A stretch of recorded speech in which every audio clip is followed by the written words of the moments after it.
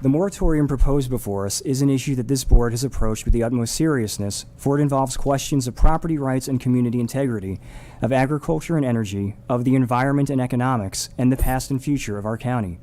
And so it is appropriate that time and care have been taken in their consideration. So given, and with respect for the citizens of the county, the arguments I'm about to make will be at length, and they are not to be taken as a negative reflection on anyone who helped to compose the amendment in question, for I know it was crafted with the best of intent and the best information available at the time, and I myself am far, far from perfect. When Carroll County was gathered and founded in 1837, it was in part to ensure that those who lived well beyond the cities of Baltimore and Frederick might have a seat of government and a judiciary closer to home. Farms and small towns were folded into the rural landscape as God made it, and agriculture was central to the county's existence. It was with great care that our county was established, and that legacy still resonates now, as the debate about community solar developments in agricultural zones has demonstrated. Since the moratorium was proposed, we have heard from those on all sides of the issue. I am grateful that so many have responded to articulate where they stand, and that most of those who have responded have done so in a respectful way.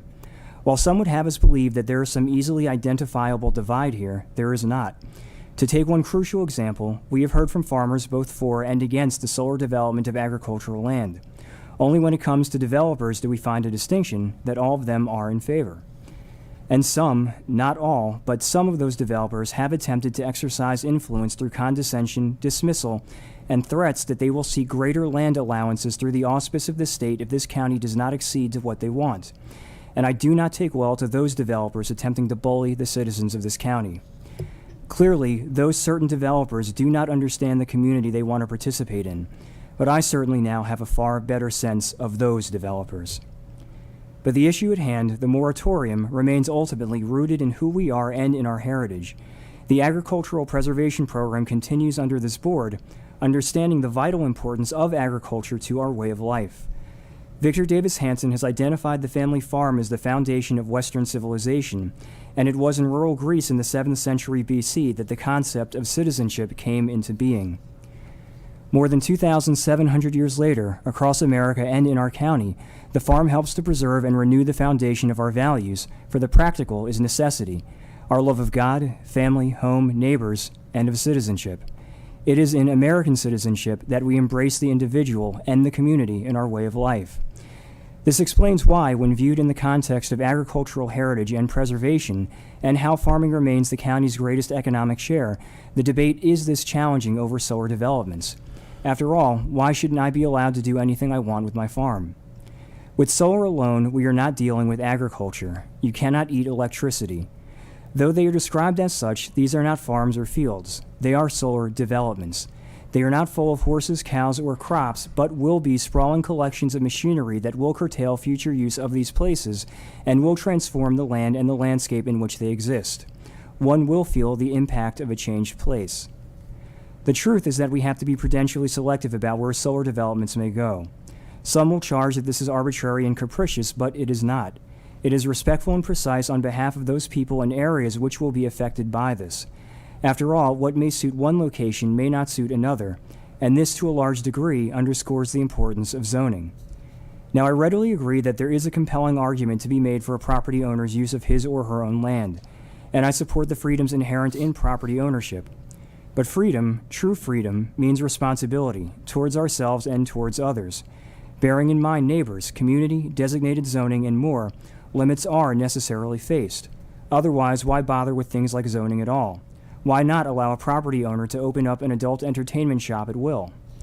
That is because it will affect others in ways disproportionate enough to infringe on their rights and lives, and because it will also affect the place in which such actions are taken, and will necessarily affect the society, culture, and place in which they occur. The Renaissance architect Leon Battista Alberti adhered to a principle of fittingness. That is, how well does something fit into its surroundings? Is it harmonious beyond mere visual appearance? As philosopher and farmer Roger Scruton has elaborated on fittingness, quote, "It involves a harmony between buildings and people, and between both and the landscape. In short, it is the public aspect of settling and the visible commitment to a local way of life," end quote. As Richard White, a professor who has written extensively on environmental history, has noted, quote, "Coming to terms with modern work and machines involves both more complicated histories and an examination of how all work intersects with nature. There are clearly better and worse technologies, but there are no technologies that remove us from nature." End quote. These aren't fences, barns, or horse pastures, which are fitting and complementary of an agricultural zone, but massive postmodern metallic forms which defy the beauty of the landscape and the natural world in which they are constructed. This is recognized by those both for and against the developments, else there would be no discussion about shielding them. And while I agree that farmers and farms are not mere props or a background vista, the beauty of the place and the view certainly do matter. If views did not matter, why would real estate agents emphasize them? If zoning did not matter, why would this factor into choices made about where people wish to live? After all, if I move into a residential area, I can reasonably expect the view from my window to be of other houses.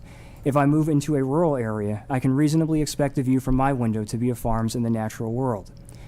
And I think we must also consider, in an era when farmers are looked down upon by so many, that the residents of this county, some of whom are not farmers themselves, should be among the first to defend the agrarian life. That of all the places they could choose to live, they chose the rural land. If we are serious about being community-oriented, environmentally minded, and agriculturally supportive, we need to be careful and precise about where a solar development will be constructed. That includes consideration of that balance between the people and the place, and between individual rights and community integrity, for America's liberty is, as George Washington explained, one of ordered liberty, of complementary values and competing interests, as it has been described, that my freedom ends where yours begins. And the competing interests and complementary values of ordered liberty are central to this solar amendment and moratorium. While some of the supporters of the amendment as it stands contend that the amendment is well written and very restrictive to these ends, it isn't. To wit, Section H talks about plant spread to surrounding farmland, but not surrounding property in general. All surrounding property, natural or maintained, must be protected. Section I speaks of but does not define adequate fencing, and should the fencing itself also be screened depending upon the kind of fencing that is utilized. Section K speaks of a different maximum height for solar developments in agricultural land than in other zoned areas, but does not explain the reasoning or further restrictions. If the intent as described is to screen a solar development, why make it more difficult to do so by increasing the height maximum? Section M speaks of removal of foundations of solar panels, but says nothing about needing to remove any subterranean or underground components of a development. In a more general sense, number 1, there is no section pertaining to definitions. Number 2, how does the county actually determine what an inactive solar development is? How are the 180 days of inactivity actually measured or determined? Importantly, there is nothing in this amendment which requires funds being escrowed for the decommissioning of sites decades from now. Number 3, when a site is decommissioned, where does everything go? To the county landfill? If so, who pays for this? Number 4, does the tax rate on solar land change due to the obvious change in land use despite the land being agriculturally zoned? Number 5, with respect to blocking one's view of the solar development, how is this determined?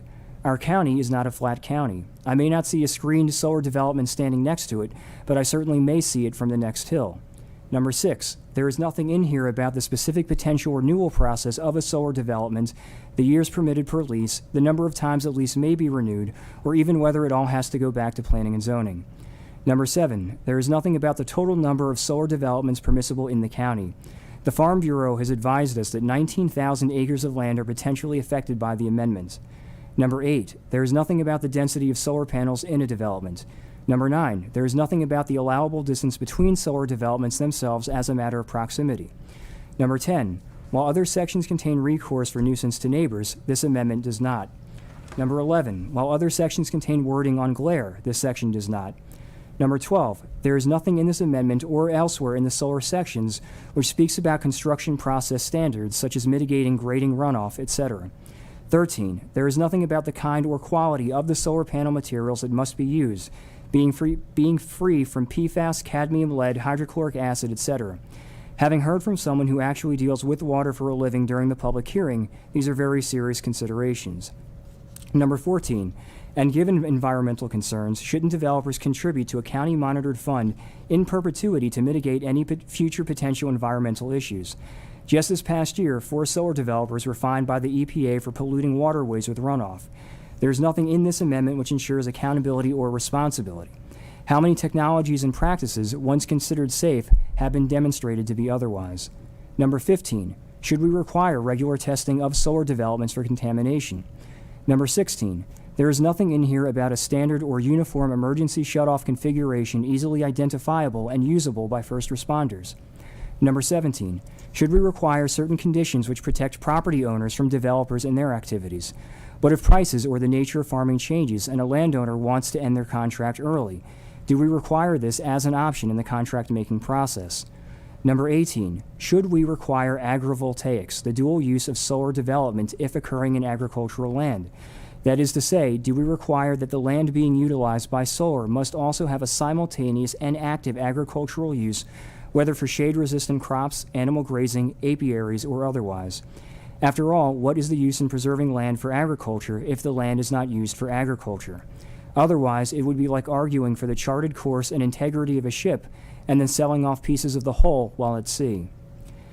Now, I know that there have been other legitimate concerns which have been raised, including things like setbacks and soil class types. If you think I'm being too particular, consider the sum of pages relating to renewable energy in a neighboring county exceeds 130 pages. Ours on solar comes out to about 4 individual pages. Now, I would argue that our amendment is not restrictive enough or protective enough of even the landowners. If those certain developers are willing to threaten a county, they will not think twice about threatening a landowner. Now, I do understand and agree with the call from some farmers who are looking for ways to diversify what they do in order to increase their income. Farmers are facing especially difficult times, and I do believe that we as a county can be friendlier or more receptive about what is permissible under agricultural zoning on an agricultural basis, such as the preparation of food or the promotion of agritourism as 2 recent examples. We might also re-examine the size of parcels permitted into agricultural preservation, perhaps lowering the threshold. And maybe, overall, we can find a middle way forward. I agree with the calls for a task force or a committee to consider this in depth. Additionally, the argument that the amendment is already a settled policy, a settled law, does not hold. There have been numerous laws, regulations, and restrictions that have been reformed, repealed, or replaced through American history. It is not only that a law exists that matters, but the integrity of that law which counts.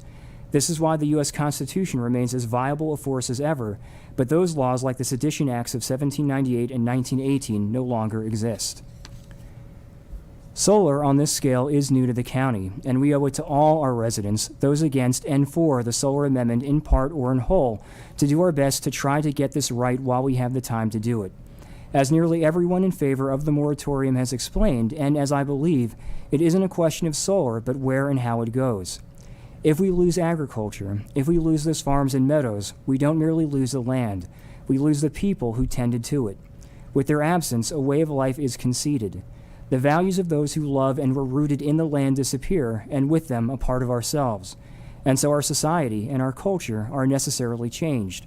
This is among the reasons why agricultural preservation holds such importance for us. But this isn't some Luddite romanticism or Quixotean quest which attempts to conjure sentimental nostalgia, either for a long-gone age or a place which never was. Rather, it is the practical consideration of something which stands poised to change our county forever. We must think of far-off days that will not belong to us. And make no mistake about this either.